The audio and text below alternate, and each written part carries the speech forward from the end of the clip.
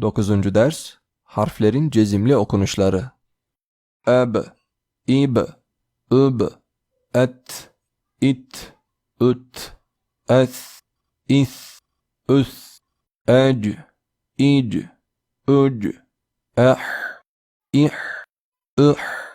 eh, ih, üh, ed, id,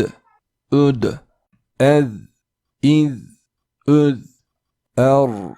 ir, ür, ez, iz, öz, es, is, üs, eş, iş, üş, es, is, üs, el, il, ül, et, it, üt, el, il, ül, ir, ür, ez, iz, üz, ef, if, üf, ek, ik, ük, ek, ik, ük, el, il, ül, em, im,